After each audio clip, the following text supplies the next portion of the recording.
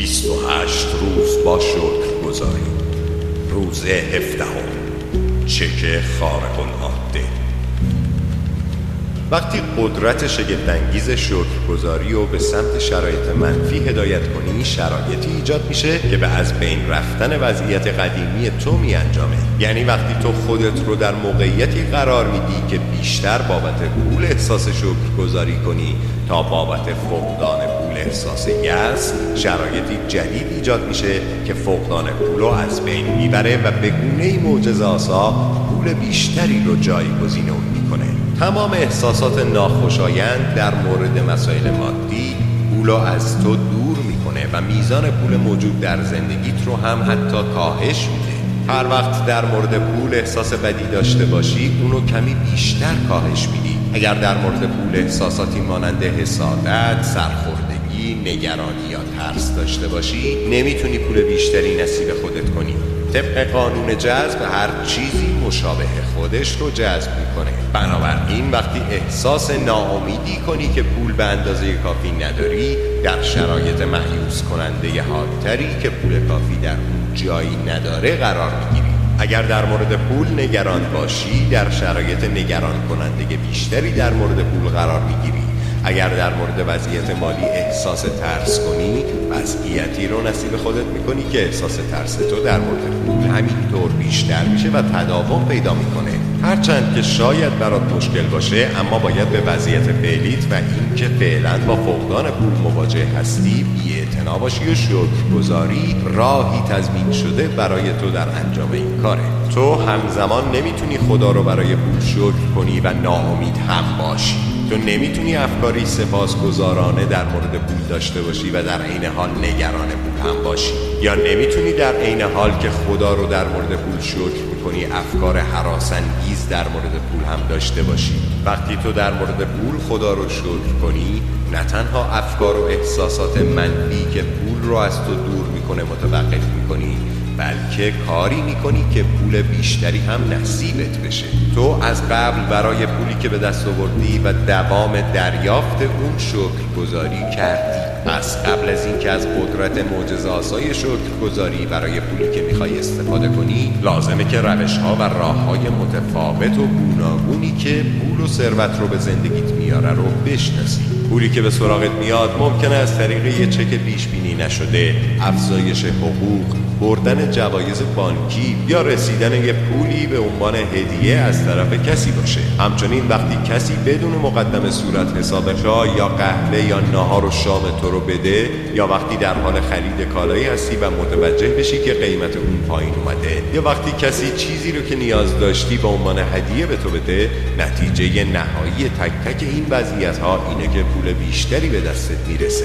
پس هر زمانی که چنین موقعیت‌هایی برات پیش اومد، از خودت بپرس آیا این وضعیت به این معناست که من پول بیشتری دارم؟ اگر اینطور بود، لازمه که بابت پولایی که از این راه‌ها دریافت کردی خدا رو شکر کنی. اگر به دوستت بگی خیال داری وسیله‌ای بخری و دوستت به تو پیشنهاد بده وسیله اونو قرض بگیری چون فعلا لازمش نداره، و یا اینکه قصد مسافرت داشته باشی و از تخفیف ویژه‌ای خبردار بشی و اون رو بگیری، در واقع پول تو به گونه‌ای معجزه‌آسا داره افزایش پیدا میکنه.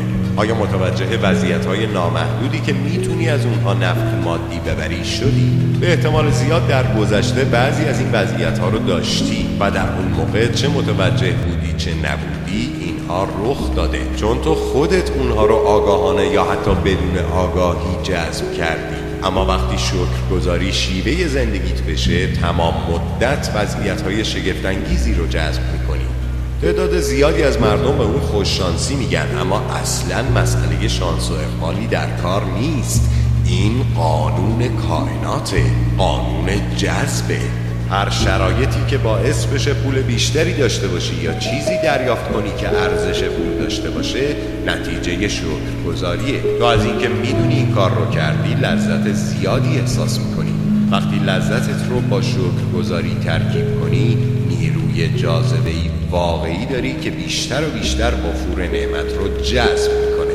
تمرین معجزه‌آسای روز 17 برای پولی که دلت میخواد به دست بیاری نتایج مبهوت کننده و فوق‌العاده‌ای برای عده زیادی از مردم به بار آورده.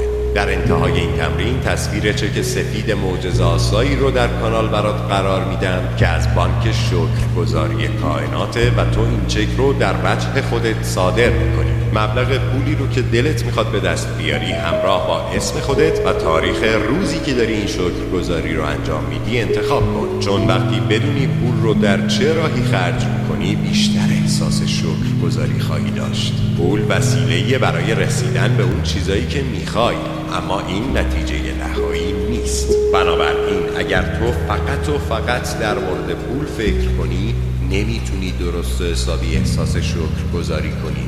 وقتی مجسم کنی که واقعا میخوای چه چیزایی داشته باشی یا چه کارهایی انجام بدی، به مراتب نسبت به موقعی که فقط بابت پول شکرگزار باشی بیشتر حال و هوای شکرگزاری رو احساس میکنی.